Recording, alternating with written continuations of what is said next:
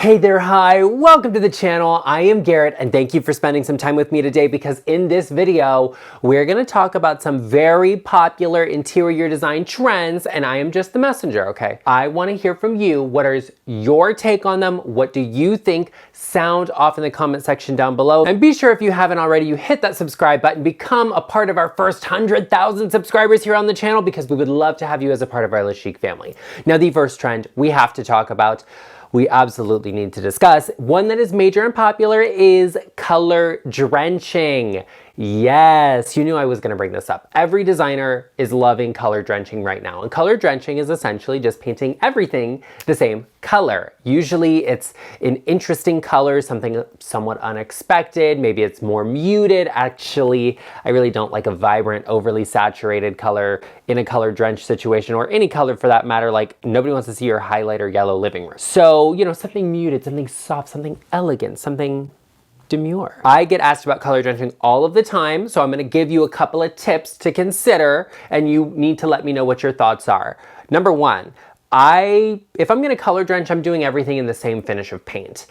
Probably either a flat or an eggshell. I don't like a flat paint on trim, so if I'm doing everything in the same finish, I'm gonna lean to do everything in the same finish, and I don't want flat on trim. So I'm gonna go with eggshell. I also have done it in satin, and I think that's fine. I like color drenching because it envelops the space. I'm doing the ceiling, the crown molding, the walls, and the baseboards, and all of the door trim, the doors themselves. I'm going big or I'm going home, okay? And when I go home, it's gonna be color drenched, right? No, just kidding. I think color drenching is great to really simplify a space, especially if you're looking for a very tonal feel. You want something that has that like womb-like, all-encompassing, soft atmosphere. This can also blur the size of a room a little bit, make your ceilings look a little taller, make your space look a little bigger. You can achieve that with color drenching, and I think that's cool. You can actually color drench with white. Yes, that probably is unexpected because you're thinking color and I say white. But color drenching is just the idea of painting everything the same color. If I am painting a space white, I am color drenching it. I'm gonna do all the same tone of white. The ceiling, yes, I don't use ceiling paint. I use regular paint in a color that matches the walls. And the crown molding, the trim, the doors, all of it, I'm gonna do in the same color and the same finish. And you know, you can easily color drench in black as well. When you're doing something like a white or a black, you might think like, it's a little flat, it needs a little dimension. You can actually mix the finish of paint. So let's say you do a flat on the wall and you do a satin on the trim to get a little bit of a gloss, a sheen, something that stands out a little bit in a different way. I think that's exciting and I like that. Color drenching is great if you're looking for that minimal take on something. You know, and like I keep saying, crown molding, crown molding. I think color drenching looks great in a more traditional style architectural home. I think that's when it looks best, when you have a lot of molding, because it allows it to pop and stand out and speak a little bit louder. But if you have a modern, a contemporary home, even if it's just like a builder grade home where you've got like, you know, there's no trim on the walls, you got baseboards and drywall, like, okay, that's it. Color drenching can be great to make a space feel more modern. Color drench it all in black and add some interesting lighting, done. It looks chic, it looks expensive and sophisticated. I love that. A lot of people underestimate the fact you can color drench with wallpaper. Ooh, I know you are like, what? This is unheard of. You can color drench with wallpaper. If you find a wallpaper that is tonal, let's say it's like this picture you're looking at has a blue on blue wallpaper, which I love blue, you can color drench. They've taken one of the blue tones, the darker blue, and they're using it on the trim in this space. Looks gorgeous, it's amazing. And then they've layered in some furniture that works with that as well. I think it's great because we're letting the floors in this photo really pop and speak and stand out. So color drenching with wallpaper is also very interesting, and it's something I would recommend. I think it's interesting. I think color drenching is great, whether you're doing it in a non-color like white or black, or you're doing it in a neutral tone, something a little more vibrant, maybe even a jewel tone. That could be chic. I love color drenching. Sound off below. Another trend right now, she is back and back with a vengeance, are black window frames. Black window frames are very interesting to me. I've never lived in a house with black window frames, and I see it all the time. I think it's interesting and cool. And you know, I always say like, here in Las Vegas, we do this. In Las Vegas, everything is done by like tract home builders for the most part. We have a handful of custom neighborhoods that have really high-end homes, but for the most part, everything is done by tract home builders, and they don't usually offer that as an upgrade. So you don't see it all that often here. Not saying that nobody has it or they can't do it. You could always paint your window trim.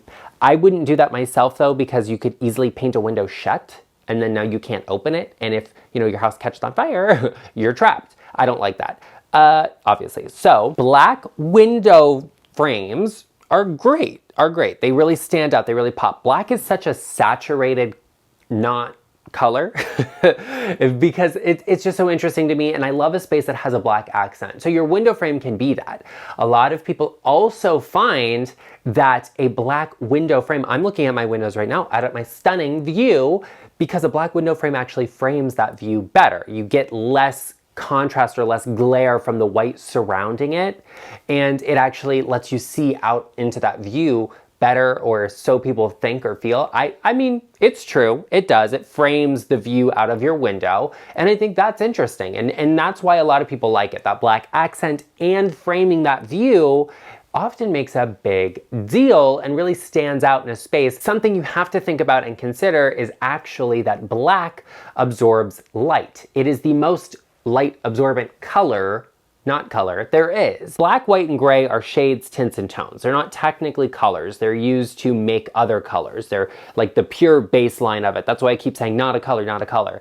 And the way color works, and you can actually check out my like color theory video up here, I will link it for you, is that the color you see is the absorption of all other colors of light, all right? It's just the reflection of that color of light. So black absorbs all of the light, all of the colors of light, and white reflects them all. You know, it's something you have to think about. If you live in a dark home, does it make sense to absorb more of the lighting? I don't think so. Maybe it's just me personally. I like something that's bright and beautiful because I need to take all of this in the mirror. I need some good lighting. Sound off and share with me. Do you think this makes sense? Do you live in a house that has black window frames? Have you ever lived in a house with black window frames? Would you paint your window frames black in your home to frame a view, or maybe you just have too much light and you want to get rid of it? I need to hear from you. That's the point of this video. And the other point of your home and your life is to be beautiful and have great design, which I can help you with. So if you need any decorating or design advice, I am at your service. You can always click on the link in the description box down below, or type into that stunning little browser on your computer, intro.co/GarrettLeChic, to book a one-on-one consultation with me to discuss any and all of your design and decorating needs. Waterfall countertops. It's a major kitchen design trend right now, and I want your take on it because I have mixed feelings about it. I really do, and I think it depends on the space I'm working on whether or not I think it makes sense or it's worth considering. Waterfall edge countertops are essentially just extending the countertop material on the sides of the cabinetry. And it's been around for years, okay? This is not something new. It's relatively new, I guess, maybe like the last 10 years or so, but it's not something that's like revolutionary, groundbreaking, just came out this year. What I'm seeing this year, actually, the waterfall edge expanding into the bathroom as well as onto wall cabinetry, like the cabinetry against your wall. If you have an exposed side, you do a waterfall edge on it. The waterfall edge on an island can be great because let's say you have seating at your island. You know, the countertop has to extend out and we're adding more on the sides. That means we can hide some structure in there and get some extra support on that countertop edge that extends out. That means we can do it deeper if we wanted to. You know, there's more leg room underneath, and I think that's really great and worth considering. There are, of course, other types of support you could add. We're just talking about the waterfall edge. The bad side of the waterfall edge on an island is that you can't have outlets on the side of that island because there's a countertop there, but those can be easily moved, and that's okay. There's a lot of things to consider with this. The biggest one is budget, because you're gonna have to buy a lot of extra countertop material to do that with. Do you have the room in your budget to do that? Maybe you have enough remnant or left over from buying multiple slabs to do a kitchen, and you can add it on easily enough, it's affordable. Are the veins, are the lines gonna match up on it? That's something you have to ask yourself. I tend to see waterfall edge countertops happen with marble or with quartz or quartzite. I have yet to see it done with granite, but that I think just has to do with trends and popularity popularity. Like granite was really popular in the early 2000s, and then in the last probably 10 years, we've been favoring marble and quartz more. So you just don't see it as much because, like I said, this is something that's kind of 10 years old or so. Like a waterfall edge, I'm neither here nor there. I don't think it's the number one thing you have to have in your kitchen. If you're looking to create modern design in a more traditional space, maybe it makes sense to add it in. If you have a really contemporary home, you probably don't need it. Actually, what's really happening with contemporary kitchens is that they don't have an edge front on them. It's just like the slab of stone. You're just seeing the raw edge, which is very thin. Sound off because I want to hear from you. What is your take on the waterfall edge? Do you think it's great? Do you think it's interesting? Do you like it because countertops are easier to clean? Or do you think it's pure and simply a waste of money? Speaking of a waste, I'm not gonna waste these precious moments because guess who just came into the studio here with me? Cornelius. Hi, and he brought his little brother Arden. Let's say hello to them. There he goes. Look who came to say hello. Hi there. Oh.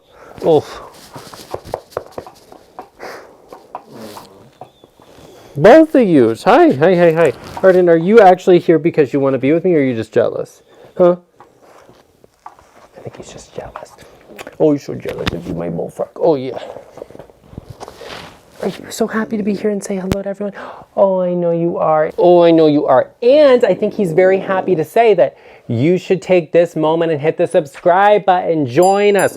Become a part of our family. Yeah? Yeah? We are on our journey to reaching 100,000 subscribers, and we will get there soon. So be a part of our first 100,000 family members. And don't be fake. Hit that subscribe button, join us. And I think we would all agree that you should give this video a like because you made it this far. There's clearly great value there. And there's also bulldogs. Okay, look at this. Oh.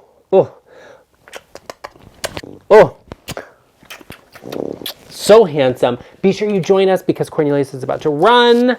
Okay, all right. Hey. Okay, now that the dogs have run off and they're having some fun on their own, let's talk about the next trend we absolutely have to discuss. And I've talked about it quite often. You know my opinions on it, but I want to hear yours. That's the linear fireplace. The linear fireplace is essentially just a very long and thin fireplace. Very horizontal, very linear. And I don't personally love it because I think the scale is just a little bit off unless you're doing something really authentically mid-century or you have a very like low ceilinged long space. It just feels a little off to me. It feels like too small. And like I said, I think the linear fireplace is great in a space that meets the scale of it. And if you're going to do this in your home, you're like, no, I really like it.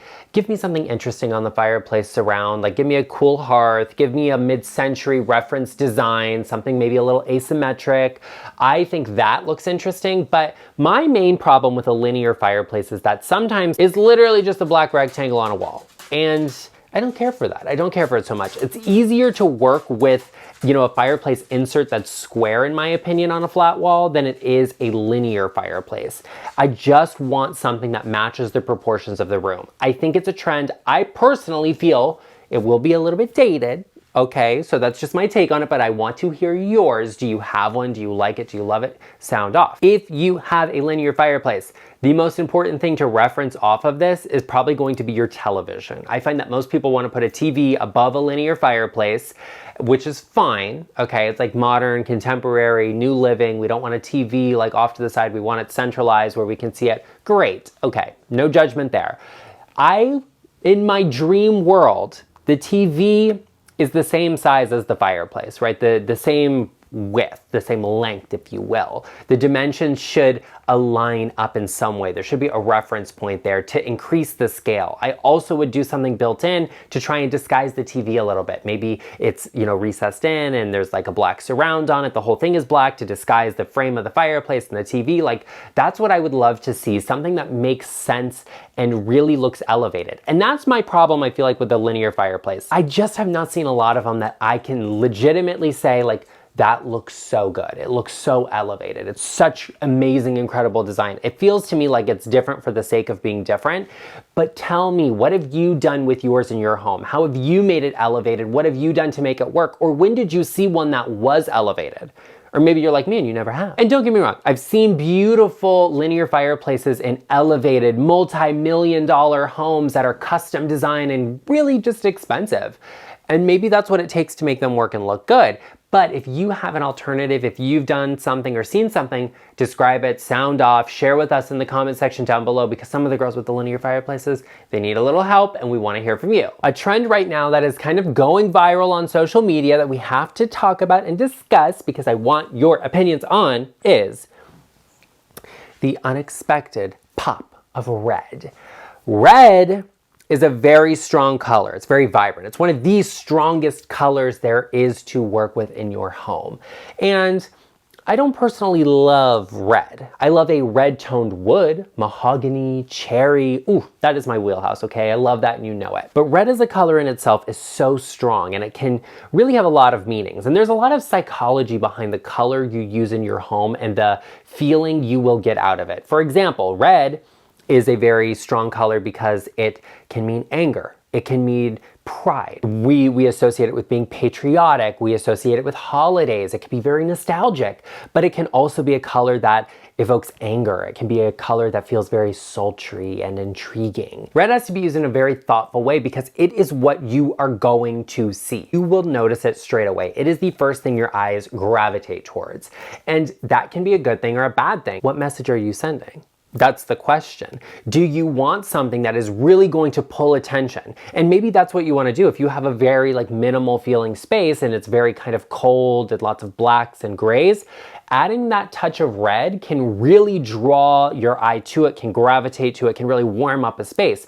But if you already have a space that has a lot going on and you add red into it, well, I don't see anything of what's happening now. It doesn't make any sense. That's what I do for the holidays in my home. I love to decorate for Christmas because we love to celebrate. We love a nostalgic feeling space. So my home is very white. There's a lot of creams. There's a lot of blue in it because that's what I just really like to decorate in those colors. I like to wear those colors. So in my home, when I decorate for Christmas, I'm gonna have pops of red to pull attention towards them in specific areas. So you see what I want you to see, and maybe you don't see what I don't want you to see. That allows me to work within my existing decor and everything, and I can just layer in small pieces to really make the space feel festive.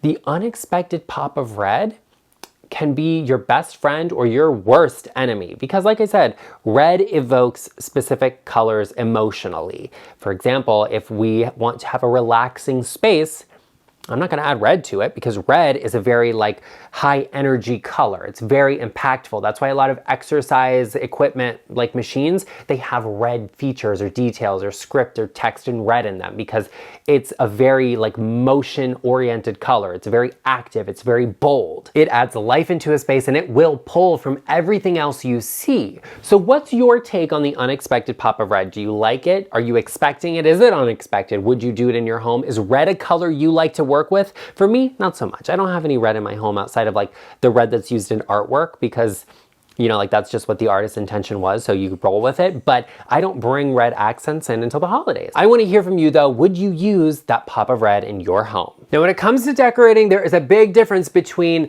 pulling inspiration from a trend or just making mistakes that make your home look cheap. Let's avoid them. And you can do that by checking out this video right over here. Be sure you click on it, check it out, and I will see you over there.